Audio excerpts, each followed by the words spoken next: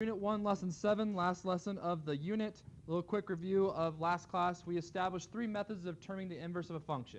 Reverse the coordinates in a set of ordered pairs. That's super simple, right? Just flip your x and y's. 2 3s, now 3 2, etc. Reflect the graph of the line y equals x. Okay, we showed that yesterday. That's the part that I said if you want to see a little bit better, you can watch the video I posted. And then interchange x and y in the equation and solve for y. Those are the strategies we use to go ahead and get our inverse of a relation. Okay? Any questions on that? Okay, so inverse relations. Some relations are functions and some are not. The inverse relation, which is not a function, can also be determined by the above methods. So we can tell from the above methods if it's to be a function or not, which we also looked at. The key on that, I kind of told you guys, is if it's a reflective graph, like a V or parabola, that inverse is not going to be a function, because it kind of turns it sideways, as we saw in the pictures, and then you have stacked points. As soon as you have stacked points, you have a problem. Okay? Why does that happen? Well, it happens because when you square 2 and negative 2, you get 4, right?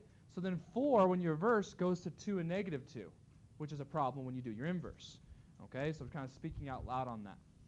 Okay, so consider the relation x minus 3 squared plus y squared equals 9, which is a graph of a circle at the center 3, 0. Okay, so we're doing a circle.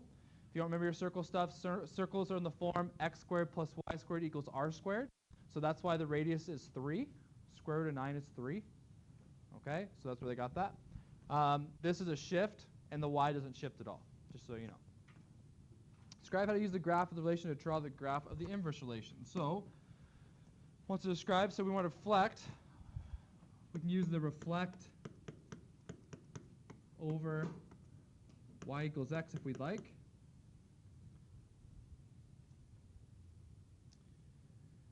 To sketch the graphs of the relation and its inverse on the grid. Okay, so let's do that. So sketch the graph and its inverse. So let's do the first graph.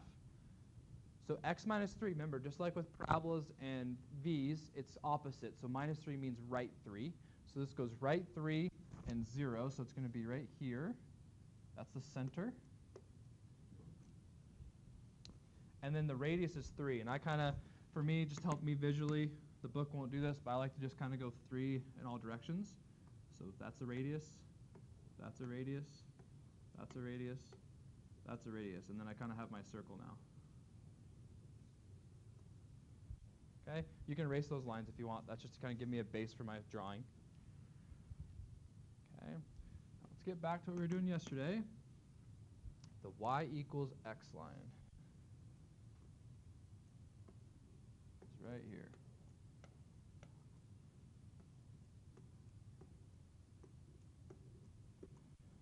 Okay. So you can see that they're going to share this point right here. Right? That point's on the y equals x, so that's not going to flip at all, right? It's going to stay there. So let's find some points to flip. Okay? Remember, you can do the ordered pair too, right? So if I'm over here, this point right here is what? 6, 0. So then where's the other, the inverse going to be? 0, 6. So this point here goes up to 0, 6. Let's just do those outer points that I did. Let's do this one here. So right there, that one is, what is that, 3, negative 3? Yeah? So then I want negative 3, 3.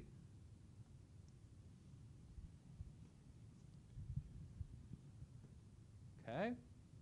And even the center is 3, 0. Where's the new center? 0, 3.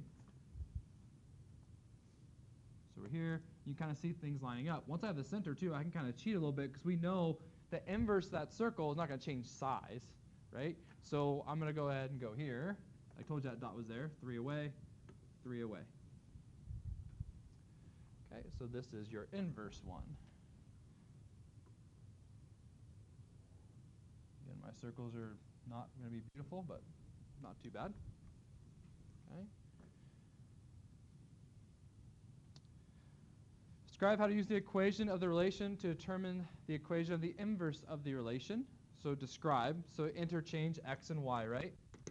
So we switch. That's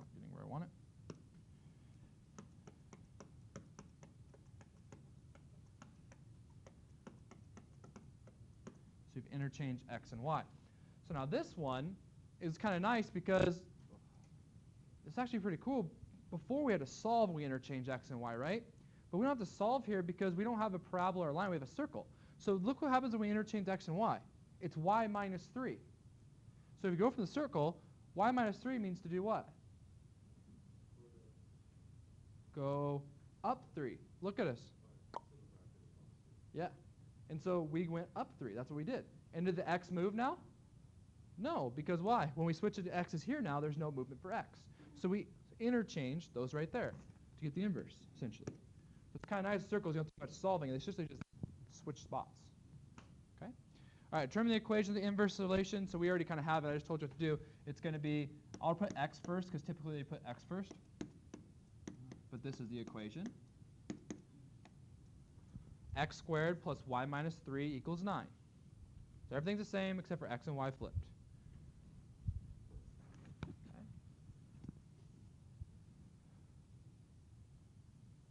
Okay. I'm getting the TI-83, the one that I can project for you guys. I just got it sent to me this morning. I just haven't downloaded it on my computer yet. So we'll start doing these ones that try on your calculator soon. So I know we've been skipping those, but we'll do that soon.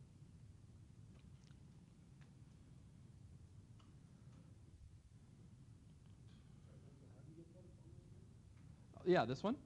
Yeah, so we interchange x and y from here. So x goes to here, so just a simple x squared.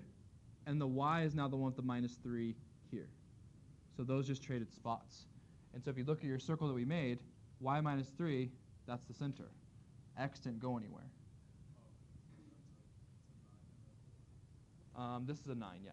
The same 9 we had here. We keep that 9.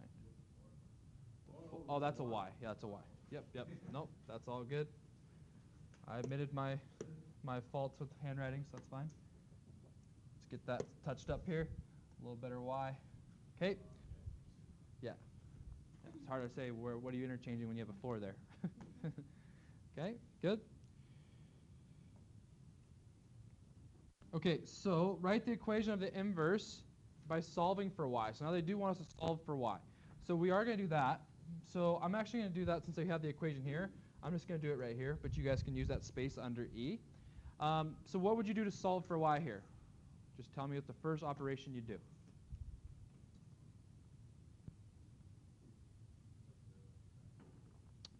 No, we're solving for y. We don't sub-zero. That's if we're trying to find like the y-intercept. Right, we're trying to isolate y. Yeah, get rid of x squared with subtraction, right? We're going to minus x squared over. So our first thing is we'll have this.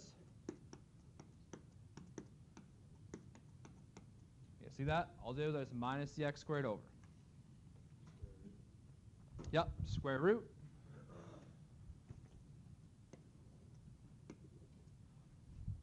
So you square root both sides now. And then we're going to have y minus 3 equals, you have to write the plus or minus, 9 minus x squared. Yep, and then add 3 to the other side. Why this is helpful is because this is how you can do it in your calculator so it reads it. Because you guys know in your calculators we can't put this in, right? Because it's in y equals form. When you put these two function in, you'll get the circle in your graphing calculator. So 3 plus or minus square root 9 minus x squared. Okay? 3 plus or minus square root 9 minus x squared. So put 3 plus 9 minus x, 3 plus square root 9 minus x squared into your calculator, and 3 minus, and it'll get you it'll do the top half and the bottom half and connect them for you. That's how circles are made. Okay. All right, we're going to finish up with domain and range of this one, and then we're going to get into a little bit more solving stuff. We've got one more graph, 2 more graphs to do. But all right, any questions on the circle there? I don't want to go too fast trying to get to the quiz. So good? All right, we're still good on time.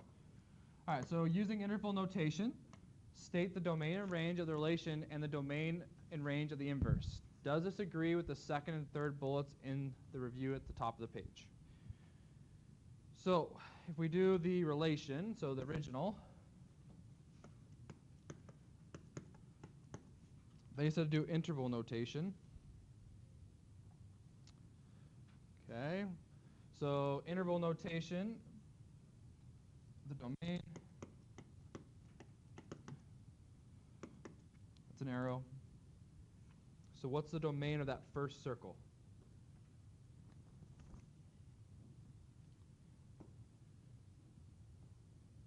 So look at your picture there. 0 and 6, good. So you just go, and it's included, sorry, should be square. So 0, 6. Okay. What's the range for that circle? The first one, our original. 3 and negative 3, good. Close bracket as well on those. Sorry, I wrote in the box there. Negative 3 and 3. Inverse. Domain. Okay. What's the domain of the inverse?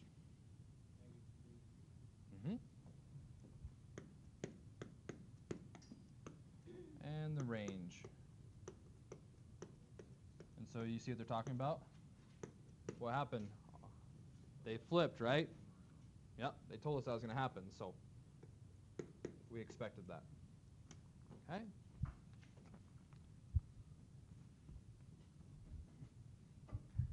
Okay. So, next page. All right, so using function notation, write the inverse. Okay, it's a little bit crooked on the page a little bit here. If the inverse is not a function, the notation f to negative 1 of x should not be used. Instead, the inverse should be written in the form of x equals f of y. So what they're saying is if it's not a function, you can't write it as a function notation, right? So you got to keep that in mind. So just don't do that. Steps listed below. Okay, we got to replace f of x by y. Interchange x to y, obtain the inverse, solve for y. Replace y by f of negative 1 of x. So this is just writing function notation for the inverse. So find the inverse like normal. First step, 3 steps we've done already. We're just putting f of negative 1 at the end. Okay. All right. Okay, so let's get to these here. Try a couple examples. Okay, so inverse. Find the inverse of the following. So we're going to make this y just so that we can solve. We're going to flip. Solve for y.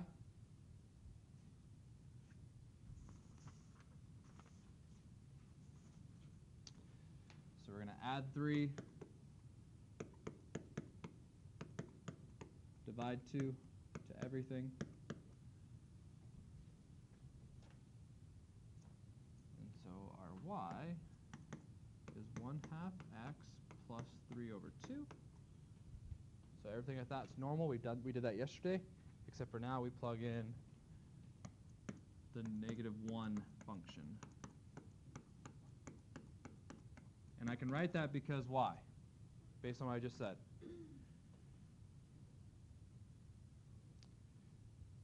Is that inverse a function? Yeah, it's a line, right? So that's why we can use, that's what we're talking about. We can use this because this is a function. Okay? Go ahead and try b. See if you can get b. You are going to have to cube root.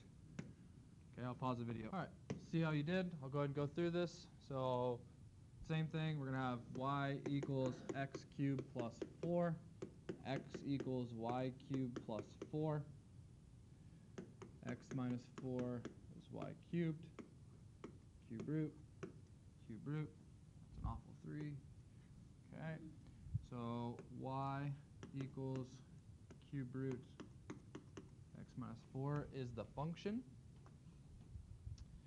Okay, and that is a function because it's what makes that one a function compared to a square root?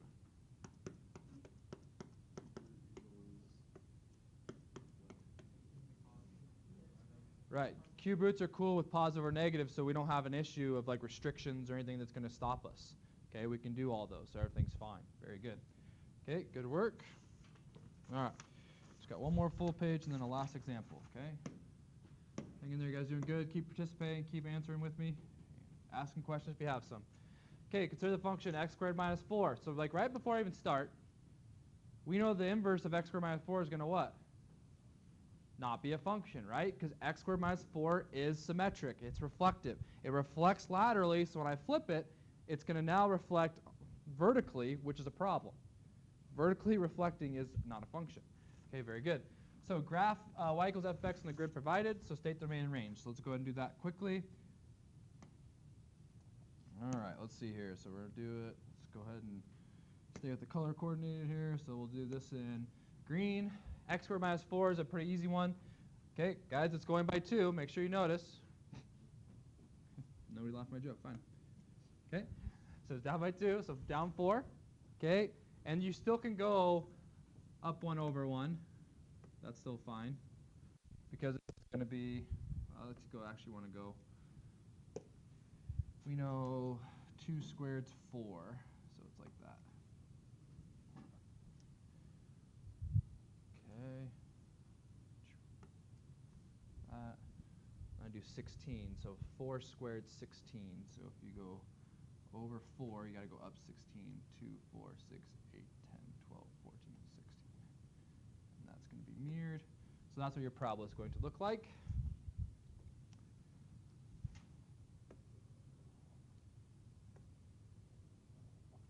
Okay. Now I want the domain and range. Let's go get the domain for range for this. Let's just stay at the interval notation this lesson, since we've been doing that. What's the domain for a parabola? Okay, XER, no problem. What's the range? Greater than -4, so for interval notation, we're going to go -4 to infinity, right? -4 to infinity, because that's 4 is the low point, -4 is the low point. We're going up.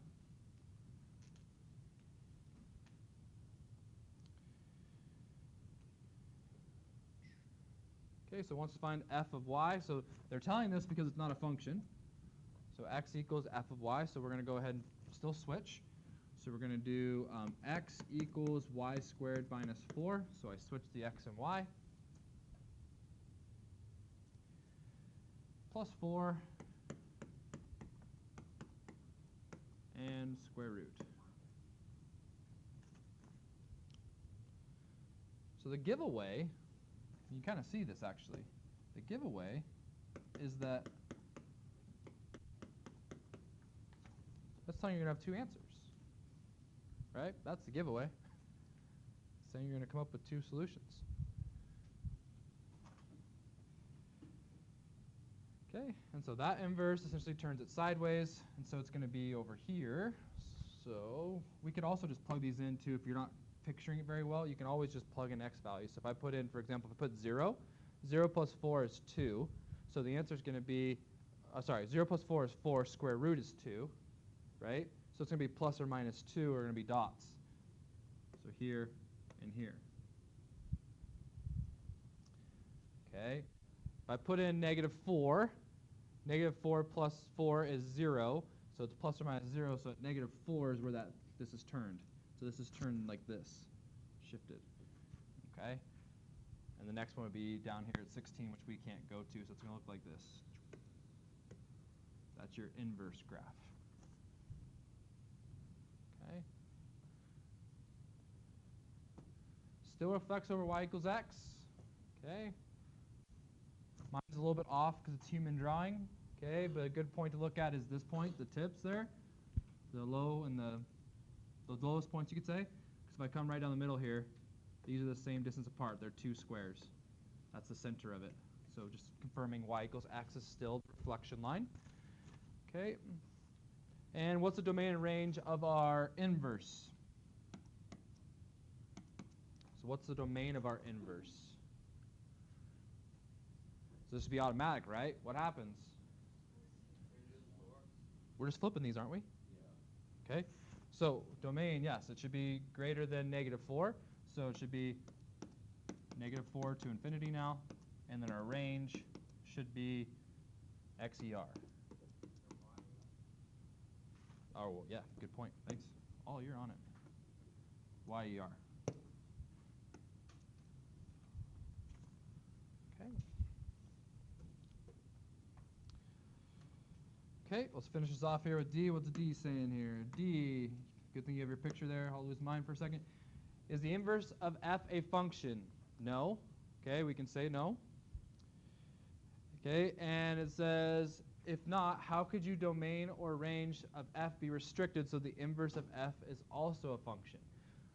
You guys understand that? So how could you restrict the domain or range so that the inverse is a function? Close. I would say I would probably just take the domain. If I restrict the domain to x greater than 0, it would keep my y's greater than 0, so I wouldn't have that negative match. So keeping it positive is one way you could do that. So you could keep it, I'll write down what they have here. So they're saying, so we know the inverse is not a function. We already did that. Yes, but right. It'll be keeping the original x positive, which make the range positive. Yes. Yeah. But inverse is not a function.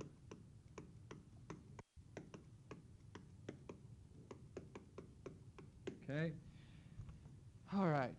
And they said if the domain was restricted to, if your domain was restricted to x greater than or equal to 0, or you could also take the other side. So if you essentially just took the top or the bottom, is what that's saying. If I took the top or the bottom, my inverse would exist. And we're talking about from the original. So go to your, I'll just draw the picture really quick. So we understand, guys, that this is cut right down the middle, right? These are my positive, these are my negatives. So since we're taking the whole function, we turn this and it makes it not a function. But if I said just take the positives, then if I flip it, this is down here now, and it's going to be positive.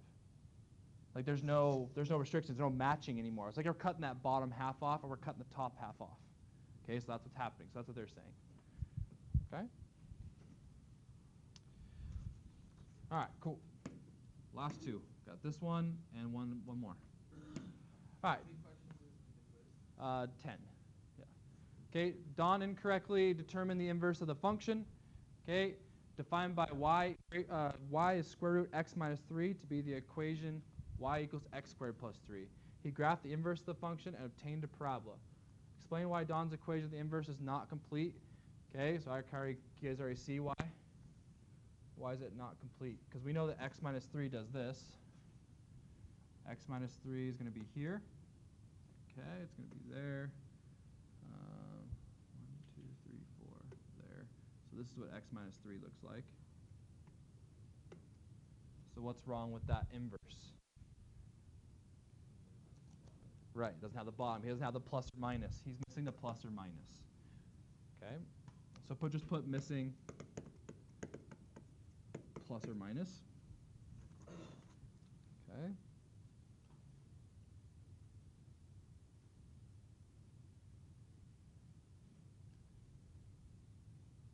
Okay. All right, so let's look at this here. That's kind of our, let's go ahead and just do the work real quick.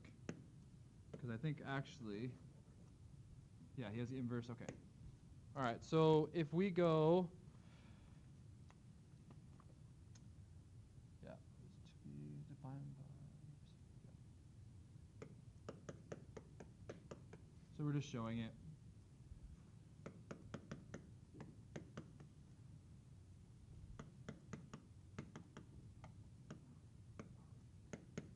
So that's what we're talking about.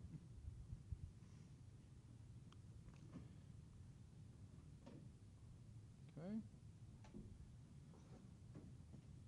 All right.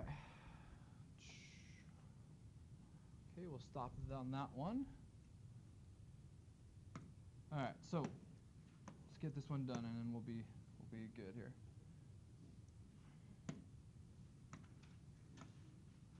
All right, determine f of f negative 1 and f negative 1 of f in class example number 2, or 2x minus 3. What do you notice? So let's just go back to our class example 2. And so we're just going to steal, we have our inverse, so I'm just going to steal that. So we know our inverse was 1/2 x plus 3. We wrote it separately, but I'll put it how they have it for now. It's fine.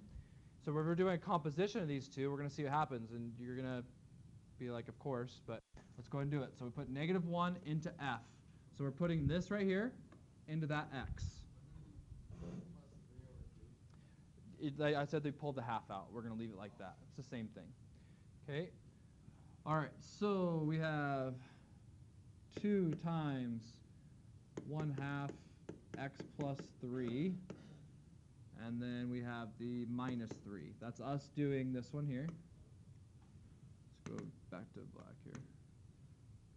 Okay. So you can see that kind of helps here. In this case, only because the 2's cancel. And then we have, look, x plus 3 minus 3 gives me x. So composition of the inverse gave me just x. Well, yeah, because these are all a product.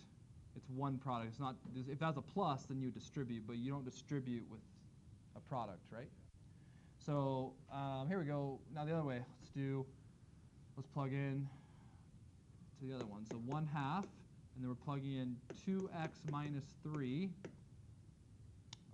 to the n plus 3. So I took this and I put it right there. So I'm just going the other way now. So you can see on this one, negative 3 plus 3, those cancel. And then I have 1/2 of 2x, which is x. So you notice when you do the composition of the inverse and vice versa, everything should cancel, which makes sense because they are essentially opposites of each other. So you should unwrap all of everything. That's how you can test if your inverse is correct.